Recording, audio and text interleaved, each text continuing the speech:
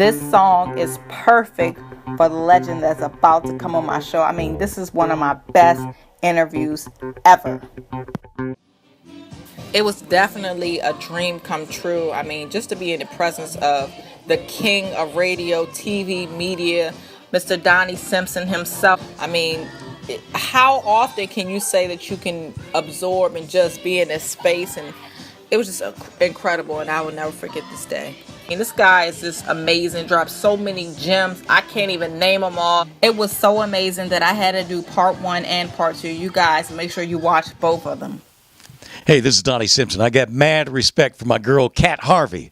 It's success, nothing less.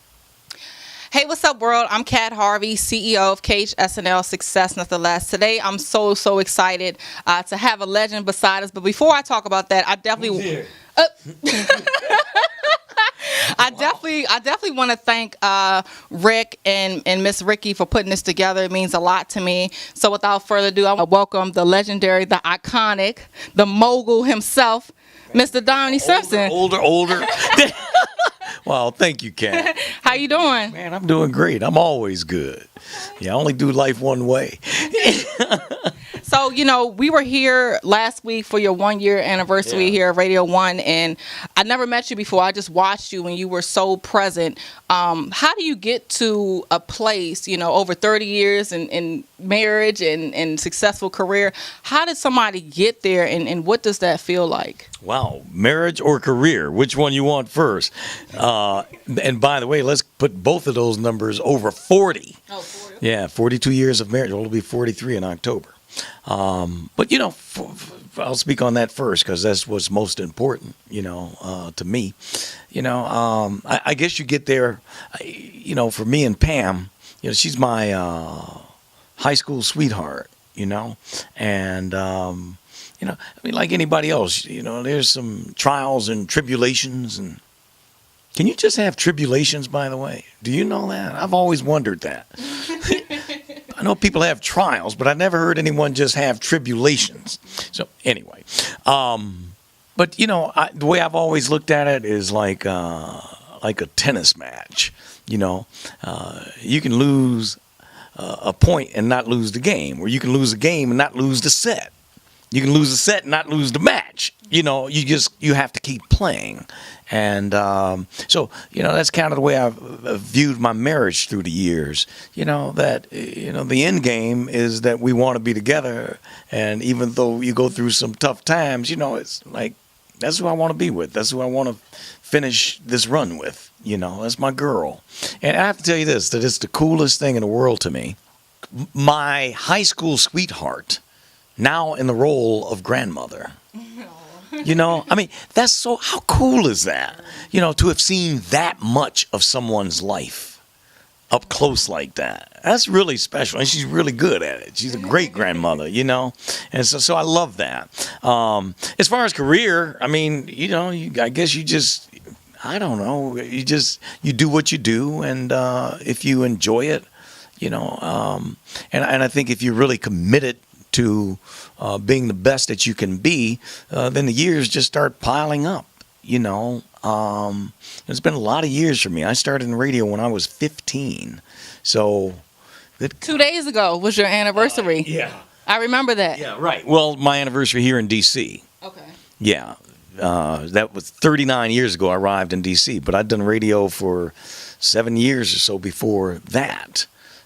So I've been at it a long time, and I've always enjoyed it. There was only 1 year that I didn't enjoy, and that was my last year at the last radio station I worked at. And, it was just awful. It was just a bad situation to be in. So I got myself out of it, and smart and fortunate. I remember just feeling so blessed that I didn't have to stay in it. That there are a lot of people who are in jobs or situations they don't want to be in, and they have to stay in them for financial reasons or whatever. So I felt so blessed that I could just say, you know what, I'm done. To sit out for 5.5 years What a blessing. What a blessing, So, so I thank God for that. That he put me in that situation where I didn't have to sit in something that I didn't want to be in, But outside of that year, man, all the other years, man, I'm telling you, I can't wait for 3 o'clock on Monday right now for the start of my show, instead of looking forward to 7 o'clock on Friday, when it's over. Every day I come in here and do the show, and when it's time to go, I feel like I've been here a half hour. I just have that much fun doing what I do. And the same thing for television, So I've been blessed all my life to do something that I enjoy doing so much. I feel like I've never worked, they call it work. I go and do the job, but, I'm sitting here playing music and laughing and having fun, and oh man, we have fun. And the more fun I have, the more they pay me. So I come in intent on having fun.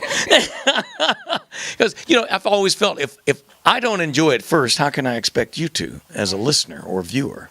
I got to enjoy it first. I gotta ask you about your eyes. I seen pictures, but when I got up close, I was like, man, I don't know what color his eyes is, hazel, green, blue. Is it hard to conduct business, when you're talking to somebody and they're gazing in, trying to, I know you can tell when they're gazing, I had to ask you, is it hard? Like... That's so funny. No, I'm not aware of people gazing in my eyes. No, I'm not aware of that. And I didn't think it was distracting like that. I never thought about that. The only way I have thought maybe they were distracting is as it relates to my grandkids, like my two of my first grandkids, the two girls, and there's a boy in the middle, just were always scared of me. Every time they would see me, they would just cry. And I wondered if it was because of the eyes, and, so that's the only time I've ever had thoughts of that. But, I don't know. But thank you. I guess that's a compliment. Yeah. But the color, they change. It depends on what you wear. Yeah. Like today, it would pick up more greens. That's why I wore it for TV. Oh, okay. No.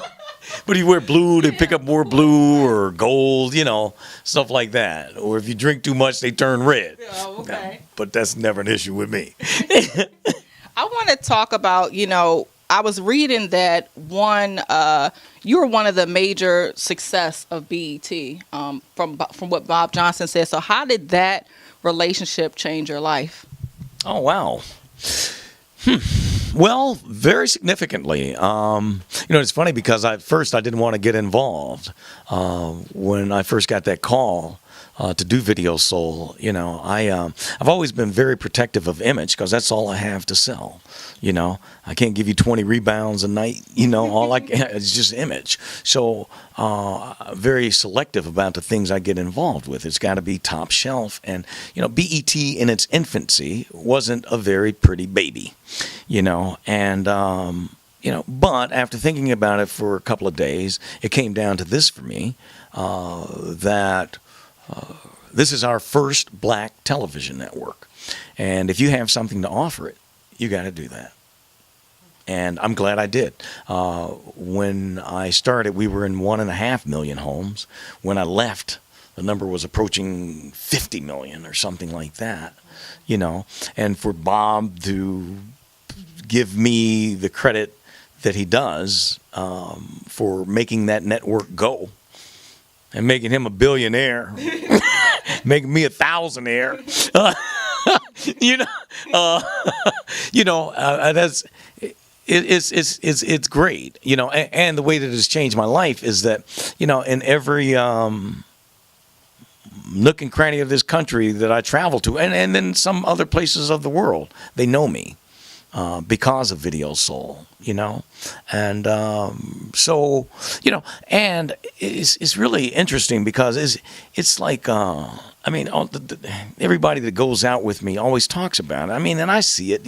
For a while it was hard to see, but now it's a certain level of love and respect that people give me. Jimmy Jam and Terry Lewis, we were having this conversation one night, and Terry was saying that it's because you mean something to people, that that when BET was on, you didn't have all these other options. If you wanted black programming, that's where you had to go to get it. It's like you kind of represented Black America, and that whole thing, it's very interesting.